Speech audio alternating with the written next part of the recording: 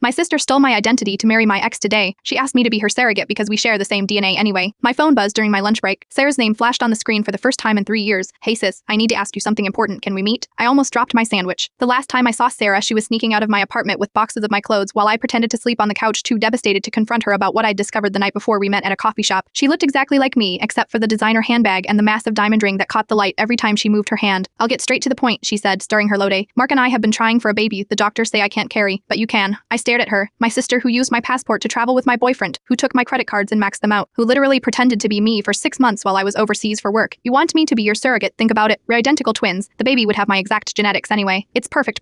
I laughed. Like when you told Mark you were me, like when you answered my work emails and got me fired? She rolled her eyes. You are being dramatic. That was years ago. And technically, Mark fell in love with my personality, not yours. I just borrowed your life for a bit. Borrowed my life. The compensation is generous, she continued. 50,000 plus medical expenses. You stole my boyfriend by pretending to be me. I saved you from a mediocre relationship. Look how well it worked out. We're perfect together. She pulled out her phone and showed me photos, their wedding, their house, the vacations to places Mark and I had planned to visit. In every photo, she looked like me living the life I thought I'd have. Besides, she added, Mom thinks it's a wonderful idea. She's already knitting baby clothes. Of course, Mom knew. Mom who always called Sarah the pretty one, even though we were identical. Mom who said I was too career-hotic when I found out about the identity theft, but told me to let it go because Sarah deserves happiness too. I need time to think. I lied. Sarah smiled. I knew you'd come around. Family helps family, right? That night, I called Mark's brother, Tom. We'd stayed friends after everything fell apart. She asked you what? Tom shouted into the phone. She wants me to carry their baby. Some sets the same genetics anyway. Tom was quiet for a moment. You know Mark still doesn't know, right? He thinks Sarah is you. She legally changed her name to yours after the wedding. My blood froze. What? Yeah, she's been you for 3 years now. Is your social security number, your degree, everything. As far as Mark knows, he married you and you just go by Sarah as a nickname. I hung up and immediately checked my credit report. 7 credit cards, 2 car loans, a mortgage. All in my name. The next morning I met with a lawyer. Then I called Sarah. I've thought about your offer, I said. Let's discuss the details. Can Mark join us? I'd love to see him. Silence. He's busy. That's okay. I'll swing by your house. What's the address again? More silence. You can't come here? Why not? We're family. Family helps family, right? She hung up. An hour later, Mark called me the real me. For the first time in 3 years. What kind of sick joke is this? He screamed, pretending to be Sarah kiling about being a surrogate. Haven't you done enough damage? I smiled. Mark, what's my birthday? The 15th of October. What's Sarah's? October 15th. What's my middle name? Lynn. What's Sarah's? The line went quiet. Mark, what's your wife's social security number?